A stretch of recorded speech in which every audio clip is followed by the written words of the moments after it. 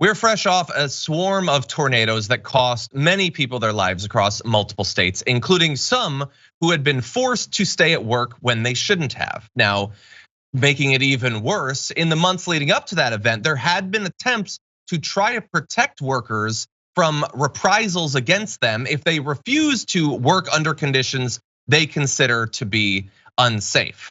So as in most other states, corporate interests have preserved what is called at-will employment laws in both Kentucky, the site of the most individual deaths during this incident, and Illinois, which also saw deaths, that allow employers to fire workers for no cause. Earlier this year, though, in Illinois, lawmakers introduced legislation to protect workers from such firings unless an employer had just cause for termination. And this piece of legislation, the Illinois Employee Security Act, explicitly states that a just cause for firing does not include, quote, an employee's refusal to work under conditions that the employee reasonably believes would expose him or her, other employees, or the public to unreasonable health or safety risk.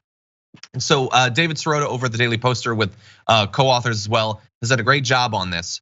So we know that some people didn't feel safe going into work in these conditions and eventually lost their lives.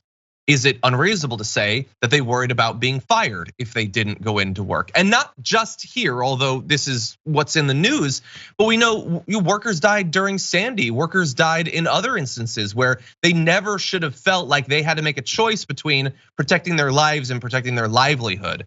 But because of the fact that this at-will employment laws is so common across so many states, Nina, that is very much a decision that they seem to have had to have made.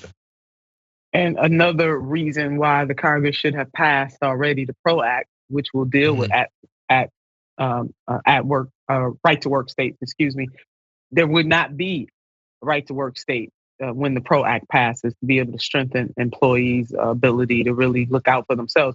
I'm glad to see what is happening in Illinois. But yes, people feel the need to go to work. They don't want to lose their job, and they're willing to risk their lives so that they can protect their livelihood. To your point, those two things go together, and it should not happen. It is a callous indifference to working class people. Yeah, flat out. 100%. I want to show an example of how this works in practice. This text message has been going around. It's just devastating. More perfect unions have been spreading on Twitter. The horrifying details are emerging about the tornado disaster at Amazon's warehouse in Illinois, where 6 people died. Larry Verdon had texted his girlfriend.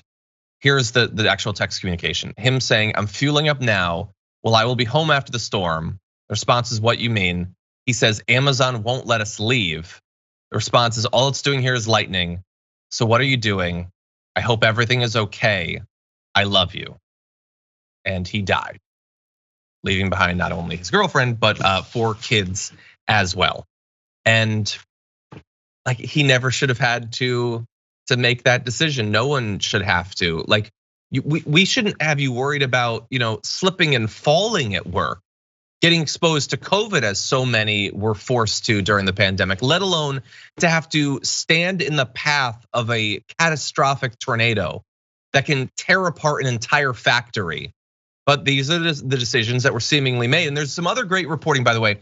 Everyone should go follow Ken Klippenstein on Twitter. He has Amazon workers and workers at other factories sending in information about the lack of preparedness training that had happened in some of these areas that, I shouldn't have to remind you, are disaster prone. It's not the first tornado that has hit some of these states, and companies just haven't taken it seriously, because taking it seriously is apparently more of a financial risk to them than spending a couple $1 million in the wake of a disaster to buy a little bit of positive press. Any final thoughts, Nina? Yeah, just amen to what you said, John. They should all be hauled in. They should be ashamed of themselves, but they're not ashamed of themselves, because if they were, this would not be the situation that we're in. No delivery, none of this stuff is more important than saving the lives of the people that make all of this stuff happen. And we have to understand truly that when this is happening to workers who we may not know, it really is happening to us, that we are indelibly linked in that way, and we can never, ever forget it. Yeah, 100%.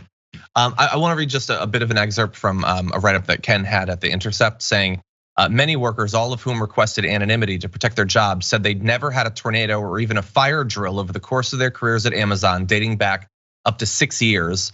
Several expressed that they would be unsure of what to do in an emergency. In one case, an Amazon contractor, fearing Hurricane Ida, asked to go home early, but was told that leaving would adversely affect their performance quota.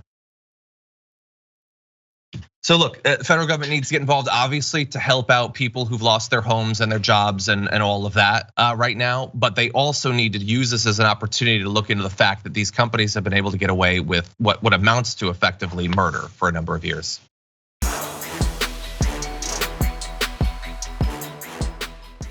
Check out the Damage Report podcast each day, wherever you get your podcasts, whether Pocket Casts or Stitcher or iTunes.